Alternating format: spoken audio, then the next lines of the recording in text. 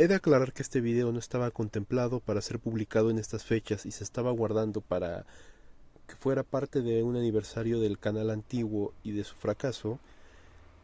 Hay que resaltar que va a servir para cubrir un hueco de una investigación en la cual no se ha podido llegar a cabo y satisfactoriamente, por lo cual nos vemos forzados a poder poner a su disposición lo que fue una de las primeras entrevistas que realicé de esta temática. Si bien en el pasado ya había realizado investigaciones, me gustaría decirles que este fue como el capítulo cero que llevó a lo que fue este canal. Disfrútenlo.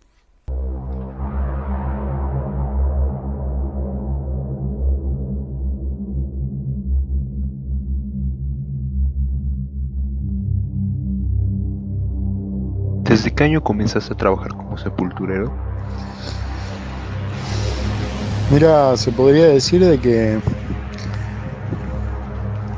como sucede con los hijos de campesinos, que es muy difícil que te digan en qué año empezaron a trabajar la tierra, porque se criaron en el campo y empezaron jugando con la tierra, ayudando a sus padres y bueno, y un día se dieron cuenta que estaban comiendo gracias a la tierra.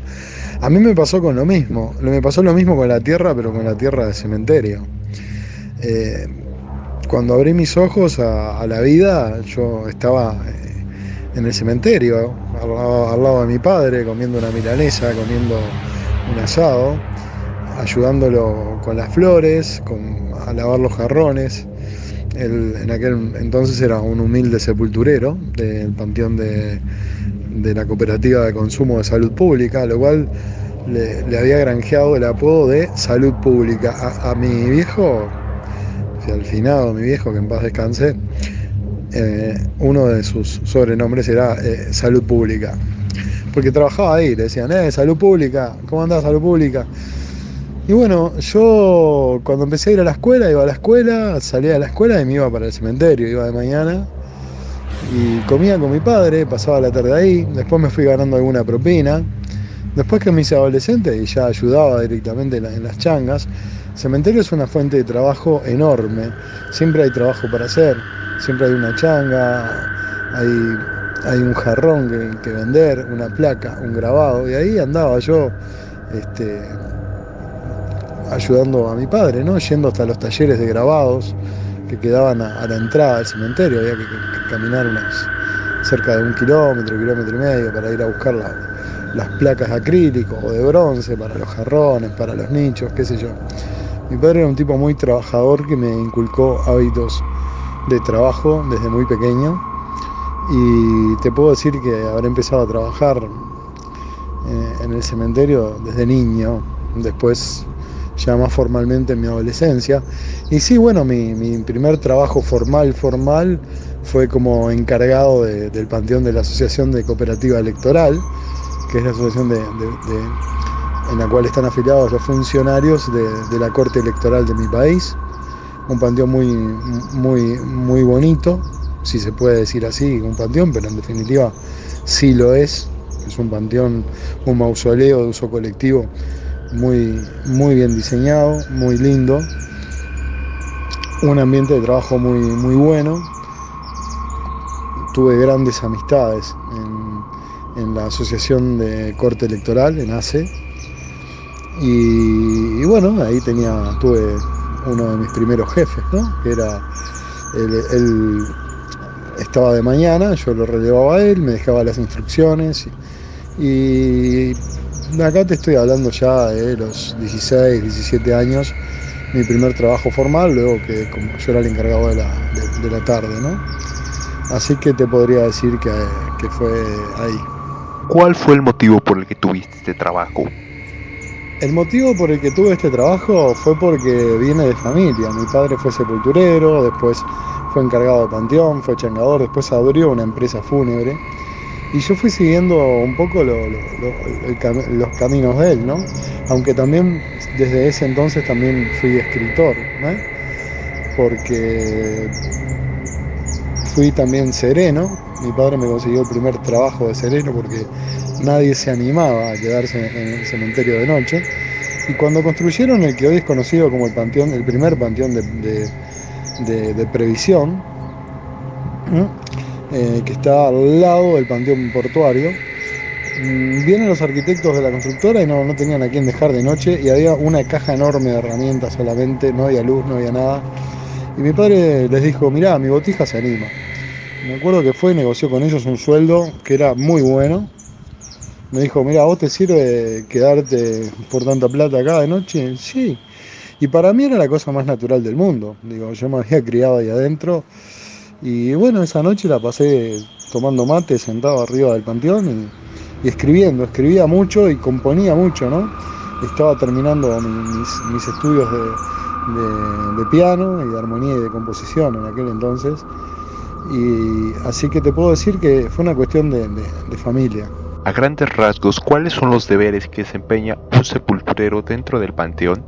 Sí, la palabra sepulturero es un poco engañosa porque en los panteones, en los nichos de uso colectivo, las personas no se sepultan, ¿no? Propiamente dicho, es decir, sepultar es colocar en una sepultura. Lo que pasa es que mucha gente tiene la visión de que un sepulturero es aquel que agarra una pala, hace un pozo y después lo tapa. Este tipo de entierro, que se llama el entierro inglés, el 6 feet under, que es cavar la tierra, meter un cajón adentro y taparlo de tierra, es una minoría dentro de los cementerios de Uruguay. La gran mayoría de los cadáveres son colocados en nichos que van en paredes, en los panteones de uso colectivo, uno al lado del otro, como si fuera una estantería llena con libros, cada uno tiene su número. E incluso las tumbas que hay bajo tierra no se cava la tierra, ¿no? Se coloca el cajón en una especie de litera que hay, como si fueran camas cuchetas, y ahí se colocan. Los deberes que desempeña un sepulturero, o funebrero también les gustaba decir a algunos, porque muchos decían que no sepultábamos a nadie. Cuidado con esa palabra, ¿no? Uno dice, no sos sepulturero porque no sepultás. Bueno, cuidado, porque un nicho también es un sepulcro, una sepultura, aunque no esté bajo tierra. Los deberes de un sepulturero eran muchos. Se deben recibir los cuerpos, primero que nada, comprobar que los trámites estén correspondientemente hechos, darle ingreso a los cuerpos que entran, y alguna gente se reía cuando yo decía controlar los cuerpos que entran, los que salen, y la gente se reía como si yo fuera el encargado de un hotel donde se pudiera salir. No, es que a veces salen cuerpos del panteón, a veces hay traslados donde las personas piden que un familiar sea llevado hacia otro panteón o hacia otro departamento, es decir, hacia otra provincia. En Uruguay se llaman departamentos. Entonces, sí, uno lleva un libro de muertos, así se llama, el libro de los muertos, donde va inscribiendo la fecha de entrada, la fecha de salida, la fecha de reducción. Reducir es otro de los procedimientos y funciones de un sepulturero, que es a los 2 años de sepultado sacar el cuerpo, limpiarlo de la carne, y una vez limpios los huesos colocarlos en una urna, en un recipiente más chico. Son muchas las funciones, algunas no se buscan, y es la de ser un poco psicólogo. La gente viene con mucho dolor, con mucho pesar, y se desahoga con uno, le cuenta los problemas, llora, uno intenta consolar, arrimar una silla, uno aprende a no meterse, a no decir nada. Uno con los años se va dando cuenta que cuando una persona está atravesando la muerte de un familiar, no hay nada que le puedas decir que lo haga sentir bien, y entonces como buen sepulturero uno aprende simplemente a escuchar, a ser discreto, a ofrecer quiere un vaso de agua, mire, quiere sentarse, tome esta silla, y escuchar, no salir con frases tontas, ¿no? Como está en un mejor lugar. Eso es algo que un sepulturero jamás puede hacer. No se preocupe que está en un mejor lugar, tiene que tener fuerza, No, eso no se dice. Simplemente uno se mantiene hasta cierto punto abstraído de la situación, ¿no? ¿Cuáles son los procedimientos a los que se someten los cuerpos? Se deben recibir los cuerpos, primero que nada, comprobar que los trámites estén correspondientemente hechos, darle ingreso a los cuerpos que entran, y alguna gente se reía cuando yo decía controlar los cuerpos que entran, los que salen, y la gente se reía como si yo fuera el encargado de un hotel donde se pudiera salir. No, es que a veces salen cuerpos del panteón. A veces hay traslados donde las personas piden que un familiar sea llevado hacia otro panteón o hacia otro departamento, es decir, hacia otra provincia. En Uruguay se llaman departamentos. Entonces, sí, uno lleva un libro de muertos, así se llama, el libro de los muertos, donde va inscribiendo la fecha de entrada, la fecha de salida, la fecha de reducción. Reducir es otro de los procedimientos y funciones de un sepulturero, que es a los 2 años de sepultado sacar el cuerpo, limpiarlo de la carne y una vez limpios los huesos colocarlos en una urna, en un recipiente más chico. Son muchas las funciones, algunas no se buscan y es la de ser un poco psicólogo.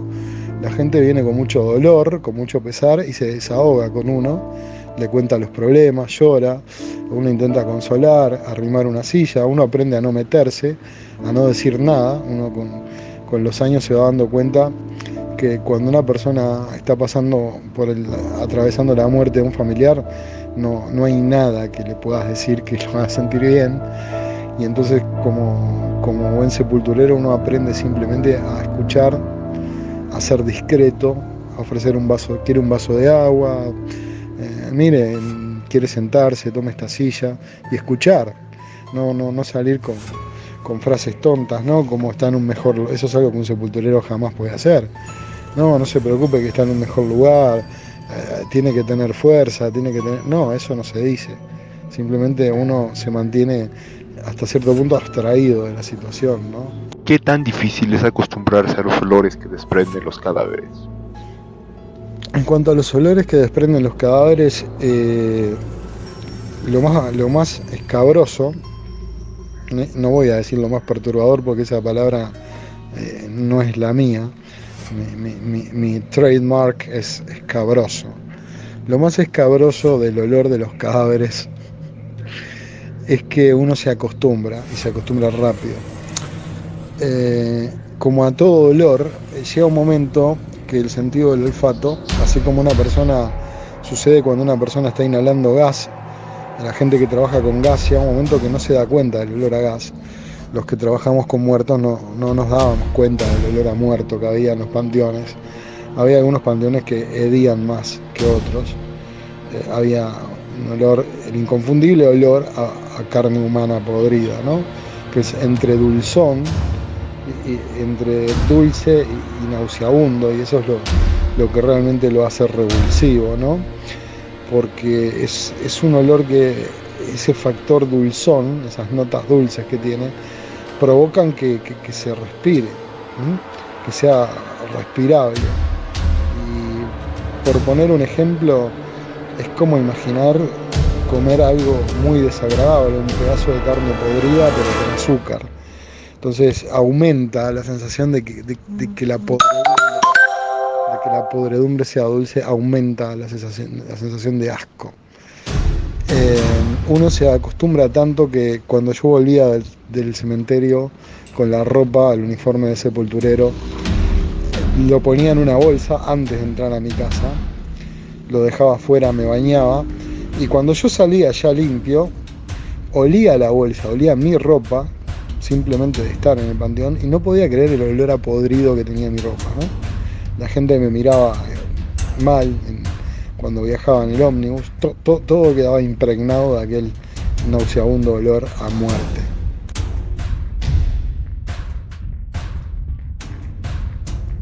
Situaciones más difíciles que hubo que superar en mi experiencia para lidiar con un cuerpo, casi siempre eran las mismas. La principal es la momificación de los cuerpos, que es cuando un cadáver luego de 2 años no se descompone, queda en un estado que se llama momia. Hay gente que dice que es por la medicación que se le dan a los pacientes de cáncer, hay gente que dice que a los alcohólicos también le pasa. En lo personal creo que es un mito, creo que eso depende de cada cuerpo en particular. He visto gente que tuvo quimioterapia mucho tiempo y a los 2 años estaba reseca, y he visto gente que ha quedado momia sin ningún tipo de tratamiento. Lo que sí influye es el tamaño. Cuanto más grande es una persona, a veces puede demorar más en descomponerse. Así que cuando venía lo que nosotros llamamos un super tamaño, Un super tamaño es una persona de 200 kilos o más. Vienen en un cajón especial y van a un nicho especial. Uno ya sabía que había que abrirlo a los 3 años, porque no alcanza el tiempo. 2 años no alcanza para que se pudra. Y ahí estamos en otro problema que se daba, el tamaño. Nos pasó un par de veces de que llegara un cuerpo que no entrara en los nichos. Las soluciones a veces eran no aptas para la vista de los familiares. A veces había que cortar trozos del cajón o incluso había que cortar trozos del cadáver para que pudiera, por ejemplo, un brazo, para que pudiera acomodarse y meterse en un nicho cuando la persona era extremadamente obesa, ¿no? Personas con obesidad mórbida, ¿no? Estos son los detalles más desagradables de cuando uno trabaja como sepulturero, ¿no? El tener que hacer de carnicero, el tener que manipular cuerpos semifrescos, ¿no? Que se da cuando las reducciones se hacen de oficio y se fuerzan en cuerpos que no están preparados, o cuando hay que cortar y reformular el orden de un cadáver porque no entra debido a su tamaño.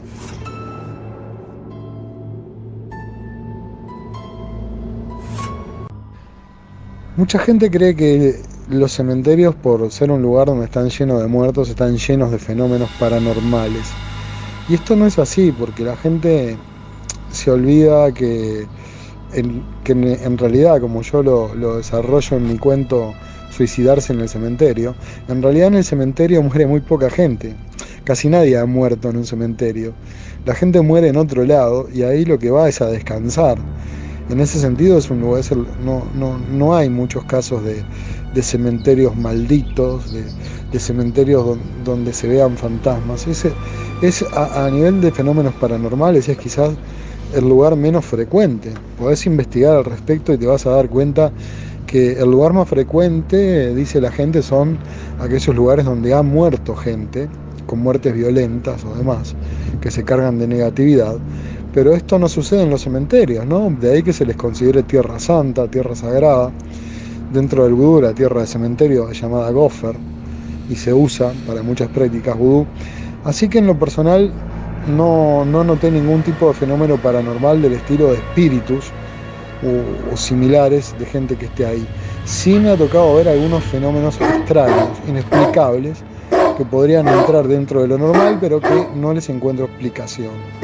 Uno era el aullido colectivo de los perros en las vísperas de los Viernes Santos, que nunca le encontré una explicación al fenómeno. Hice un video al respecto, es algo que lo padecí varias veces, y es que cada perro del lugar, incluso los que eran míos, entraban en un estado como de poseídos y aullaban sin parar el jueves, en la víspera de Viernes Santo, durante unos 10-15 minutos, sin poderse calmar, como auténticos lobos. Había una leyenda al respecto que decía que saludaban al diablo que venía a matar a Cristo el viernes, ¿no? Eso era lo que decían los funcionarios policiales que cuidaban de noche, los coraceros, que eran gente de a caballo, policía montada uruguaya, que la mayoría venían del interior del país, de la zona norte, y tenían muchas leyendas de ese tipo. Las experiencias más aterradoras que tuve en el cementerio tuvieron que ver con seres vivos, no con seres muertos.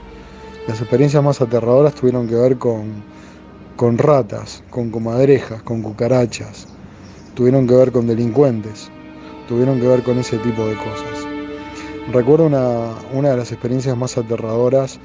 Recuerdo una noche que estaba viendo una película de terror en el Panteón de Previsión, justamente, en mi cabina, custodiando una película que se llamaba De origen desconocido, Unknown, creo que es en inglés, que hablaba sobre un tipo que se queda a solas en la casa con una rata gigante.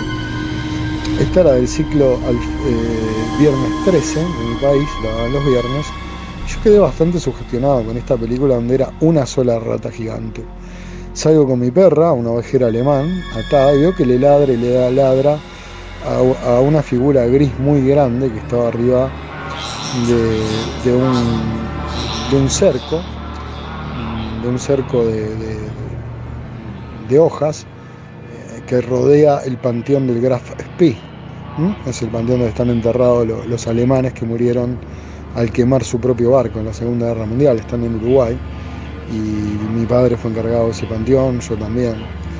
Bueno, veo que la perra le ladra a esto que yo pensé que era un gato.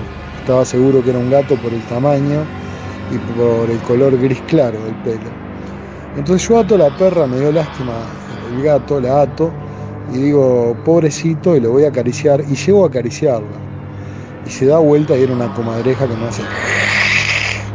Y es la comadreja, si bien las ratas son asquerosas, la comadreja infunde cuando abre su boca, infunde auténtico terror. No nos olvidemos que una comadreja te puede arrancar una mano sin ningún problema, ¿no? Después, bueno,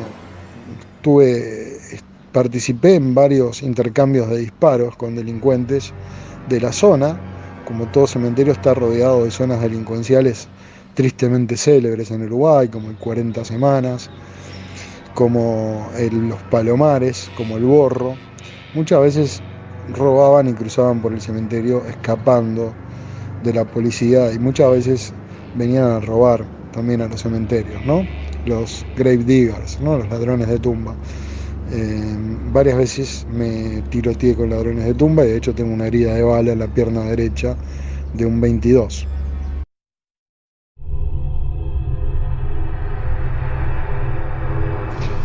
Yo escribía horror antes de empezar a trabajar formalmente en el cementerio. Creo que ayudó mi carrera como escritor de horror, pero no fue lo que me inspiró a escribir horror. Empecé a escribir horror porque empecé a leer horror desde muy chico y empecé a ver que era un género maravilloso, capaz de provocarme una catarsis. Cuando yo terminaba de leer esos cuentos, la realidad me parecía mucho más bonita, más hermosa. Entonces yo quería hacer lo mismo. La obra de autores de cuentos cortos como Edgar Allan Poe, Robert Bloch y también Horacio Quiroga, el uruguayo, influyeron. En casa mi padre tenía un disco de cuentos de Horacio Quiroga, no había libros, pero había un disco que yo lo escuchaba y lo escuchaba una y otra vez. La obra de Horacio Quiroga me hacía que yo me asombrara, porque me di cuenta que había un escritor de horror que había sido uruguayo. Y me llamó la atención de que no hubiera ningún otro. Y cuando yo empiezo a escribir, en mi adolescencia, no había ningún escritor uruguayo, ni siquiera latino, de horror. Pero cuando yo publico mi primer libro en el 97, y está el titular ahí en la portada de mi sitio, el diario Últimas Noticias titula "Vuelve el horror a la literatura uruguaya", porque estamos hablando que hacía décadas, muchísimas décadas, que no había un escritor de horror en Uruguay. Fue en 1997, Dormirás con la luz encendida. Se lo dediqué a Horacio Quiroga, tiene una gran influencia de Horacio Quiroga este libro. Es uno de los libros preferidos justamente de Droz, que el otro día me decía que de niño él lo buscaba, y es el que tiene un feto en la tapa. Y prácticamente me dedico a escribir horror porque quiero rescatar un legado muy importante, de un género muy importante, y un género donde Uruguay fue un país privilegiado, porque tuvo una figura muy influyente que fue don Horacio Quiroga. No se podía simplemente dejar a ese gran autor de horror, no en el olvido, porque todo el mundo lo conoce, pero es que la mayoría de la gente no lo ubica como un autor de cuentos de horror. Es un autor de género horror que nos lo han robado. Nos lo han robado y lo han puesto como un escritor, como un cuentista. No, señores, es un cuentista de horror. Quiroga es un escritor de cuentos de horror, aunque ha escrito otros géneros. Su obra es una obra de horror. Y él definía el horror, de alguna forma, su género, el género gótico y demás, como amor, locura y muerte, ¿no? Cuentos de amor, de locura y de muerte. Son los tres ingredientes que debe tener un cuento de horror. La obra de Poe es innegable, la influencia de Poe en la obra de Horacio Quiroga. El mismo Quiroga era un gran admirador de Poe. Así que estamos hablando del que algunos considerarían el Edgar Allan Poe latino, en Horacio Quiroga, ¿no? Con una vida sumamente trágica. Y yo de alguna forma quería rescatar el legado de Quiroga, y creo que hasta cierto punto lo conseguí, espero. Más allá de que a algunas personas no les guste lo que escribo, o mi forma de escribir, y a otros sí, mi intención era provocar que otros escribieran, se sintieran motivados a escribir. Incluso siempre aclaré desde el principio que no me molestaba que apareciera gente que escribiera mejor que yo. No me molestaba que hubiera 100, 200, 300 escritores de horror. Yo quería que ese género desaparecido volviera a aparecer.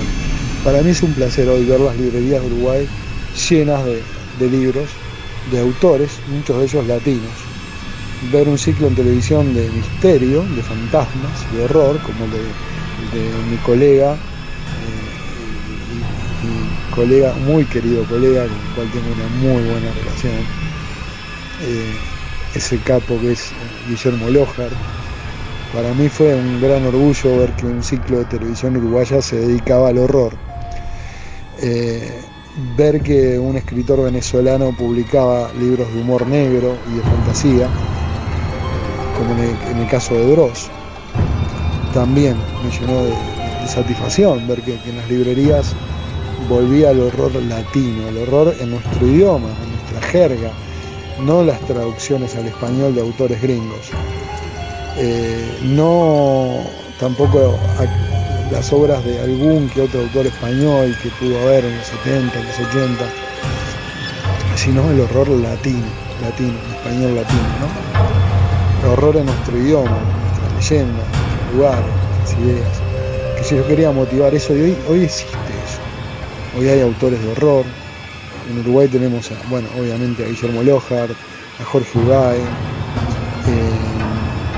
y muchos más. Tenemos cineastas que se han consagrado a nivel internacional, ¿no? Como Fede Álvarez, como Ricardo Islas, que son uruguayos.